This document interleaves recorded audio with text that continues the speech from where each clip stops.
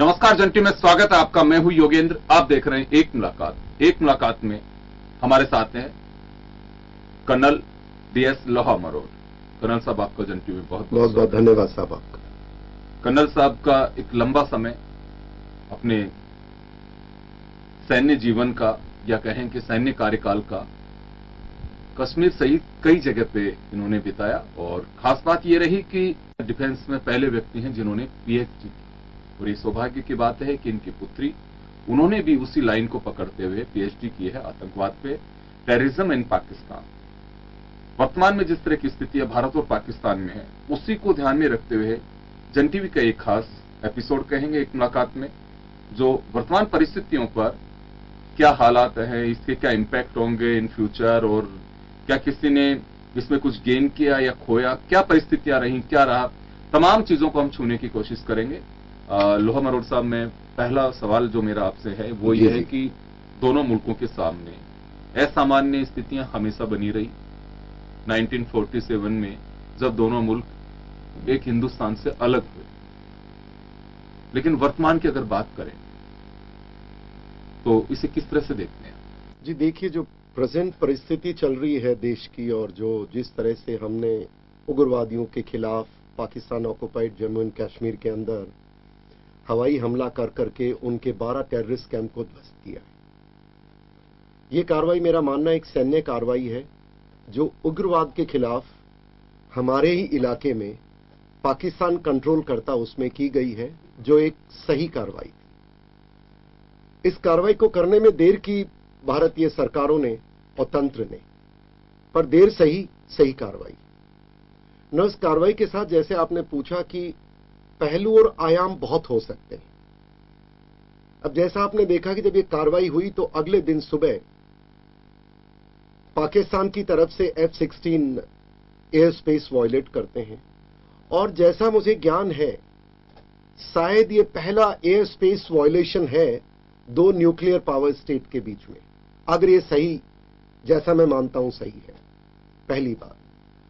और दूसरी बात, उस दौरान हमारे एक पायलट ड्रिफ्ट होकर के एयरक्राफ्ट क्रैश होता है और वो पाकिस्तान के हाथ में चले जाते हैं। यहां कर्नल साहब ये माना जा सकता है कि अभिनंदन की रिहाई और रिलीज करने की जो स्थितियां बनी है वो फास्ट कहा जा सकता है कि इससे पहले भी कोई ध्यान है, कितनी जल्दी कोई कार्रवाई की गई? जी, मैं आपको बताऊंगा कि शायद दुनिया के इतिहास में first world war, second world war, जब से ये हम सैन्य कार्रवाई करते हैं, शायद ये पहला किस्सा होगा 36 आवर्स के अंडर रिलीज करने वाला। इसे वॉर प्रिजनर कहा जा सकता है या फिर कोई इंसिडेंट ऐसा बना कि उस समय? नहीं, मेरा मानना, देखिए साहब, ये डिबेट करने के लिए कोई कुछ भी बोले, बट एक्चुअली वो वॉर प्रिजनर है, क्योंकि भारत सरकार ये मानती है और तथ्य भी ये बताते हैं कि पाकिस्तान ने एयर स्पेस वायलेट किया।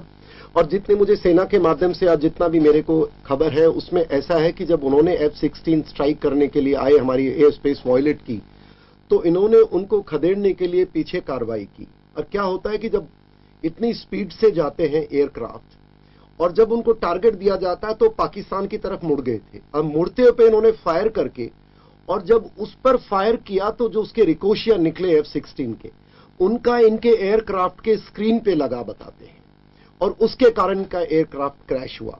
और उस स्पीड के ऊपर और उस समय के अंदर ये अपने आप को पीछे मोड़ नहीं पाए, और कंपल्शन इनका ये हुआ कि इनको इजेक्ट होने के बाद पाकिस्तान में लैंड होना पड़ा। और वैसे तो कुछ ये भी है कि इनकी बहादुरी की तारीफ करनी पड़ेगी, जब इनको लगा कि भाई एयर स्पेस, हमारा एयरक्राफ्ट उनकी एयर स्पेस में गलती से जाएगा, जिस स्पीड से ये इनका पीछा कर रहे थे, तो इनको आदेश दिए गए थे कि आप पीछे आ जाएं। पर उनकी बहादुरी और उनकी जज्बे की तारीफ करनी पड़ेगी, उन्होंने उसको ठोके बिना पीछे नहीं हुए, और जब तक उन्होंने उसको स्ट्राइक किया उसी का रिकोशी होकर के इनके एयरक्राफ्ट पे लगता है, जिसके कारण ये हादसा हुआ। इससे कुछ ये कहा जा सकता है कि इतनी जल्दी पाकिस्तान सरकार ने उन्हें रिलीज किया, क्या माना जा सकता है कि इंटरनेशनल प्रेशर रहा या फिर इमरान खान की एक पहल है ये कि शांति बहाली होनी चाहिए दोनों मुल्कों के बीच? जी, मैं इस विषय पे थोड़ा आपको बताना चाहूंगा कि पाकिस्तान ऐसा झूठा देश है जो सरेआम झूठ बोलता है। दुनिया भी जानती, हम भी जानते हैं। हर युद्ध की कहानी ले लो, टेररिज्म की कहानी ले लो, पहले हमारा पार्लियामेंट अटैक ले लो, उरी अटैक ले लो, उधमपुर अटैक ले लो, पठानकोट अटैक ले लो और ये अटैक ले लो। हमने बहुत बार उनको डोजियर दिए, बताया, इस हद तक कि मेरे को लगता है कि ये भी पहली बार जब मोदी जी नए नए प्रधानमंत्री बने थे, उन्होंने उन्हीं के लोगों को बोला कि भाई आप आके सच्चाई देख लो। पठानकोट में ऐसा ही हुआ था।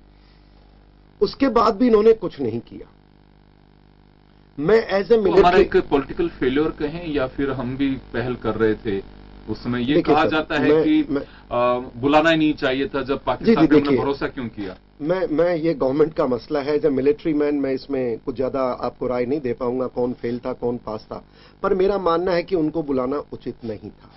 जब हम जानते हैं वो झूठे हैं, हम जानते हैं वो हमारे देश को खत्म करना चाहते हैं। मैं यहां एक चीज बताना चाहूंगा साहब आपको, देखिए पाकिस्तान सन 47 से, या जब उनको 37 के आसपास जब उन्होंने डिसाइड किया था कि हम बनाएंगे, तब से बहुत क्लियर है कि उनको जिस दिन हिंदुस्तान को खत्म करने का मौका मिलेगा हम क्लियर करेंगे, बिकॉज वो रिलीजन के ग्राउंड पे पैदा हुआ था। और 1987 में इनके जो जियाउल हक साहब थे, उन्होंने ऑपरेशन टोपैक नाम दिया था और उसमें बहुत क्लियर था, bleed India till death. No, गड़बड़ तो हम भारतवासी कर रहे हैं, अब कारण कुछ भी हो सकता है। और आप देखिए कि वो क्लियर है, हम क्लियर नहीं थे। हम बार बार कहते हैं कि हम मौका दे रहे हैं, ये दे रहे हैं। मिलिट्री में कोई मौका और अनमौका नहीं होता ऐसा। यह मेरा एक सवाल होगा जी। ये बात कही जाती है कि मिलिट्री को पहली बार ऑपरेशन करने के राइट्स दिए गए हैं और पहले बिल्कुल मिलिट्री इस तरह से ऑपरेशन नहीं की जाती है, जो चर्चा है जनरली, हालांकि सरकार की तरफ से नहीं, लेकिन पॉलिटिकल स्पोक्स पर्सन इस बात को लगातार कह रहे हैं। आफ्टर दैट जो पहले सर्जिकल स्ट्राइक जिसे कहा जाता है अभी, उसके बाद से तो क्या आर्मी को फ्री हैंड पहली बार मिला? देखिए, मैं थोड़ा सा आपकी बात से सहमत हूं कि इतिहास के अंदर, देखिए, सेना अपने बाउंड्रीज के अंदर ऑपरेट करने के लिए हमें किसी के ऑर्डर की जरूरत नहीं होती। हमारी कॉन्स्टिट्यूशन में पोजीशन क्लियर है। हाँ, सीनियर्स का गाइडेंस होता है, गवर्नमेंट पब्लिक मालिक वो है तो वही आदेश करते हैं। बट अंदर हमें, मुझे नहीं लगता कि कोई आदेश पहले की सरकारों से कोई ज्यादा लेने पड़ते थे, अब लेने पड़ते हैं। सिचुएशन क्या है उसको वहीं पे मौके पे फेस करना है, वहीं पे हम करते थे। मैं सीओ रहा हूं साहब, और उसी इलाके में रहा हूं मैं, मेंढर के इलाके में, जहां आप देखते हैं कि आज ये प्लान लाम ऑक्रॉस, मैं वहीं सीओ था। और उस दौर में था जब फेंस नहीं बनी थी। तो मैं नहीं मानता कि कोई आदेशों की ऐसी कोई सरकार बोलती है। बट ये किस्सा एक बहुत अलग है। एलसी क्रॉस करके, एलसी को वैसे तो मैं मानता हूं एज ए सैनिक मैंने कभी स्वीकार नहीं किया कि ये बॉर्डर है, मैं क्रॉस नहीं कर सकता, पर सरकारों की मान्यता थी। और कारगिल ऑपरेशन में आपने देखा था कि हवाई जहाजों को क्रॉस करने की इजाजत नहीं दी, और इधर से ही जो भी कार्रवाई की हमने बिना क्रॉस की, जिसके कारण हमारा बहुत नुकसान हुआ। पर इस बार जो फैसला सरकार ने किया कि एलसी क्रॉस करने की आपको जो चाहे सेना को छूट दी, और जिसका नतीजा बहुत क्लियर कट हुआ कि हमने उनके इलाके में, जो उनके कंट्रोल में इलाका तो हमारा है, घुस करके हमने काउंटर टेररिस्ट ऑपरेशन किया, जो ये पहली बार है। अब पॉलिटिकल शब्दावली में मैं ना जाऊं तो ये स्वीकार करना पड़ेगा कि सरकार के इतनी बड़ी हिदायत के बिना कोई भी सैनिक अपनी मर्जी से उस सीमा को पार नहीं करेगा जो हमारी लिमिट में नहीं होता है। तो ये बात तो स्वीकार करनी पड़ेगी इनकी। और दूसरी, ये इतिहास में भी पहली बार हुआ है। अगर युद्ध की आप हिस्ट्री देखें भारत और पाकिस्तान की, एलओसी तो बहुत पहले 47 में बना दी थी। जिन ताकतों ने बनाई मैं उनका जिक्र नहीं करूंगा, और जिन्होंने, जिन ताकतों ने भारत को तोड़ करके ये बीमारी का घर पैदा किया, उनका भी जिक्र करना अभी उचित नहीं है। पर भारत को 47 से पहले भी जाना पड़ेगा कि आफ्टर ऑल मेजर ब्राउन सन 37 के अंदर, सन 47 में जब महाराजा ने हिंदुस्तान में असीड कर दिया, उसके 2 दिन बाद उसने माउंटबेटन की सहमति से वहां पाकिस्तान का झंडा फहराया गिलगिट के अंदर। अब वो स्वीकार हमने किया। तो इस तरह की चर्चाएं बहुत, मैं मानता हूं बहुत सीरियस मैटर है, इसके लिए लंबी डिबेट होनी चाहिए। पर एक बात सत्य है, लेकिन डिबेट से क्या सोल्यूशन हो नहीं रहा ना अभी तो फिलहाल पाकिस्तान नहीं डिबेट, कश्मीर को लेकर के जिस तरह के हालात बने हुए हैं। जी जी, क्योंकि देखिए हमारा जितना डिफेंस पावर वहां पे डिप्लॉय किया हुआ है वहां पे, और आए दिन की जो पोजीशन है, क्योंकि कैजुअलिटीज यूं कहने में बहुत सहज है कि हम शहादत को सलाम करते हैं, लेकिन जिन घरों के अंदर चीख पुकार होती है, हम 5 दिन तक जाते हैं उनके घर में, उसके बाद में कोई नहीं जाता। मैंने दर्जनों, आपको तो बहुत अच्छे से मालूम हुआ जिस तरह से आप वेलफेयर से जुड़े हुए हैं, अभी भी कई जो सोल्जर्स की बेवा हैं या बहुत बुरा हाल है, उनके कलेक्टर को सबूत चाहिए, पेंशन के लिए दिक्कत चाहिए, गवर्नमेंट अनाउंस तो कर देती है, लेकिन उसके बाद में जाके कोई नहीं देखता कि उसकी हालात। ये आपका सवाल इतना स्ट्रेट और इतना कठिन है। मैं आपके माध्यम से एज ए सैनिक बताना चाहूंगा कि कश्मीर की समस्या क्यों, जैसे आपने जिक्र किया कि मेरा टेररिज्म इन इंडिया पे रिसर्च है, और मैंने जब उस दौरान इस चीज को डिटेल स्टडी किया, सोल्जर होना अलग बात है, स्टडी करके फिर उसको अप्लाई करना अलग बात है। मैंने ये देखा कि कश्मीर की प्रॉब्लम पहली बात तो 47 से बाद की नहीं है, 47 से पहले की है, जिसकी जड़ें पहले की है। और इन जड़ों को मजबूत करने वाले हमारे भारत के ही लोग थे, भारत की सरकारें रही। मैं सरकार शब्द इस्तेमाल कर रहा हूं साहब। मैं जम्मू कश्मीर पे पूरे जम्मू कश्मीर आपका जो एक्सरसाइज किया, आपने पीएचडी जो की है, मैं आपका पूरा स्टेटमेंट लोगों से हम बिल्कुल आपको जो रूबरू हो रहे हैं वो मैं आपका एक वक्तव्य लूंगा, लेकिन एक छोटे से ब्रेक के लिए रुकेंगे। ब्रेक के बाद हम वापस जानेंगे कर्नल लोहा मरोड़ साहब का जो पूरा एक अपनी एक्सरसाइज है टेररिज्म पे, उसको लेकर के छोटे से ब्रेक के बाद।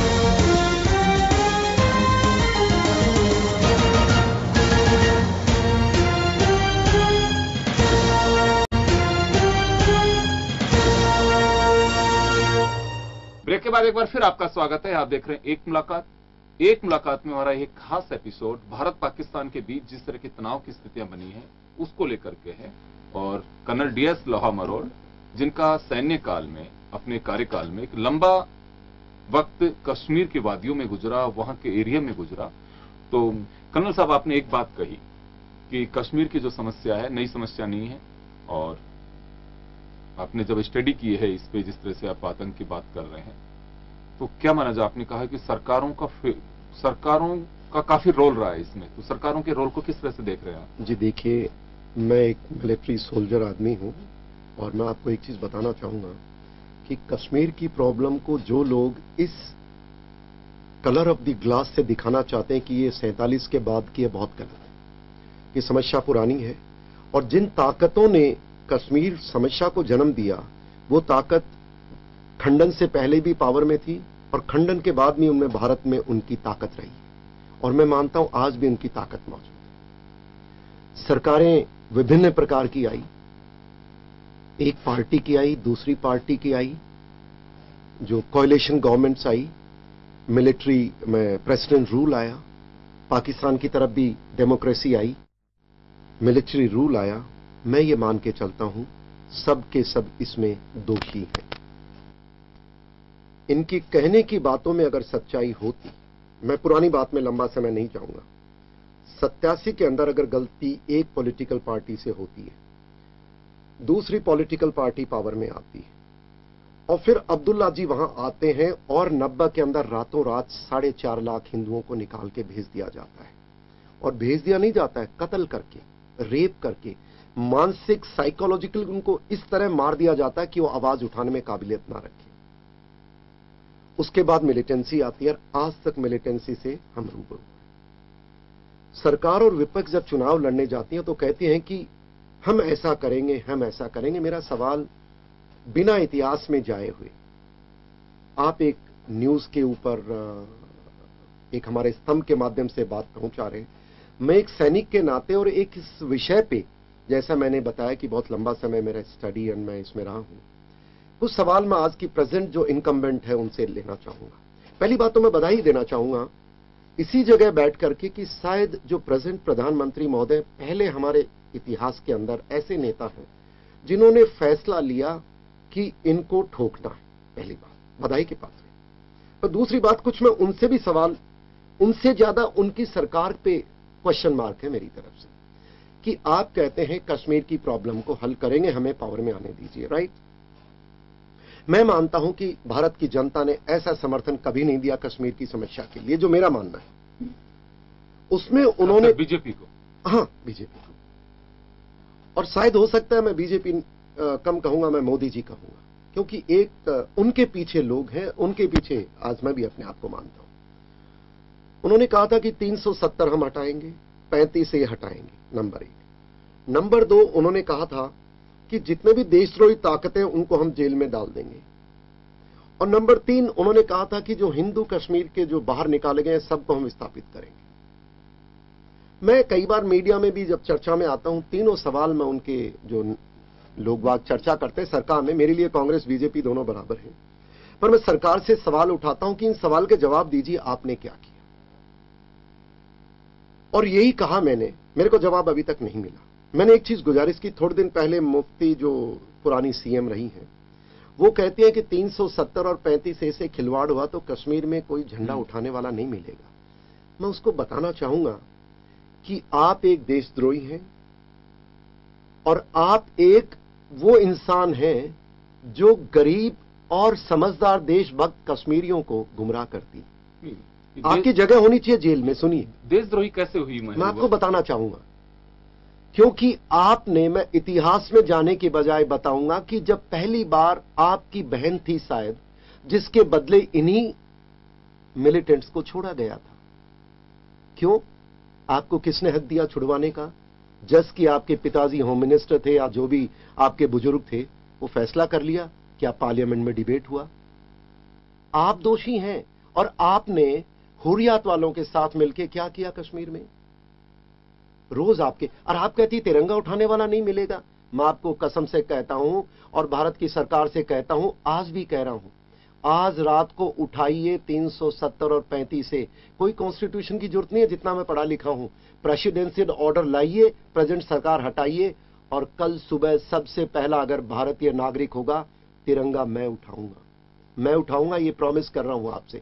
हिम्मत है सरकार, आप उठाइए। और आप में हिम्मत है मुफ्ती जी, आप जेल में जाइए और देखता हूं कितने लोग आपका समर्थन करने कश्मीर में उतरेंगे। आपको पता भी है, कश्मीर का 2.5% इलाका फिजिकली वो इलाका जहां मिलिटेंसी 5 डिस्ट्रिक्ट्स में है। बारामुल्ला मिलिटेंट फ्री हो गया है, बनिहाल के इस तरफ कोई मिलिटेंसी नहीं है, कुपवाड़ा के आगे कुछ नहीं है, कारगिल में कुछ नहीं है, लद्दाख में कुछ नहीं है। उन 4-5 डिस्ट्रिक्ट्स को गुमराह करके, और उसमें से भी कितने, मैं मानता हूं 20% से ज्यादा नहीं है जो लोग एंटी इंडिया ब्रिगेड है। 80% अगर अगेंस्ट हो जाए इंडिया के, मजाल है कोई भी सरकार कर पाएगी। उन देशभक्तों के साथ आप अन्याय कर रही हैं। और भारत की सरकार ने एक बड़ा अच्छा फैसला किया, इनकी सिक्योरिटी हटा दी। मोदी जी बधाई के पात्र हैं।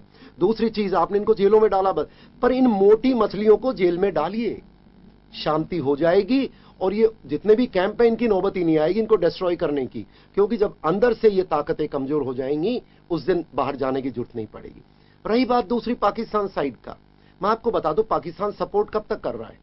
जब तक उसको इधर से हमारे पास वो लोग ताकतें मिलती हैं जो समर्थन करती हैं। मैं बड़ी मछलियों के नाम नहीं लेना चाहूंगा, वो सबको पता है भारत में। बट जिस दिन यहां सपोर्ट बंद हो जाएगी, और पहली बार भारत की जनता ने क्लियर मैसेज दिया सरकारी तंत्र को कि आप इनको खत्म कीजिए, और जनता की बधाई दूंगा कि आपका दबाव खत्म करने के लिए टेररिज्म को होना चाहिए।